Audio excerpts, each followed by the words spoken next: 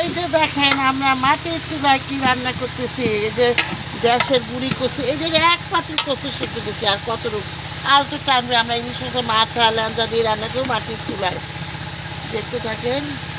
আর আমরা ইলিশ মাছে বসে এই আর অনেকগুলো কেটে রাখছে, এগুলো আসলে বাপে সিদ্ধ করে তারপরে ডিপে রেখে দেবো। এগুলো নিয়ে যাবো আমি ঢাকা। আর এই দেখেন ইলিশ মাছ বেঁধে নিচ্ছি, এটা আবার গ্যাসের চুলায় রান্না করবো। এই গ্যাসের চুলায় আমরা সব মশলা, আমরা কিন্তু আদা রসুন দিই না, আমরা শুধু পেঁয়াজ, হলুদ, মরিচ, ধনিয়াও দিলে একটু জিরা দিচ্ছে না, জিরার ফাঁকি ভালো করে কষিয়ে এখন মাছটা দিয়ে দেবো। অনেক পথে রান্না আসছে। তারপরে রান্না করছি, শোল মাছ ভাজি করছি, পুঁই শাক দিয়ে, তারপরে লাল শাক সব দেখাই দেবেন, আমি দেখাবো এখন আপনাদের। ওইটা দেখালে ওইটা মাথা দিয়ে রান্না করবো, ওইটা দেখাও। এইটা দেখেন, এইটা দিয়ে মাথা দিয়ে গুঁড়তে রান্না করবো, আপনারা থাকবেন।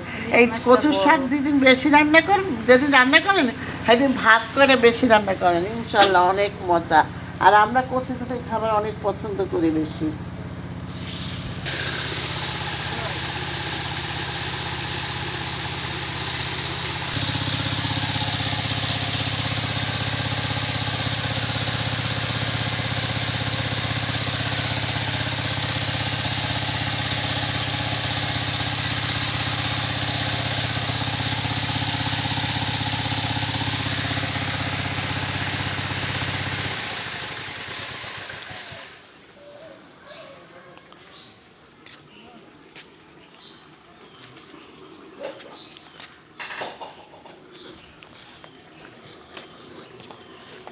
হলুদ টলুদ দিয়ে দিতে।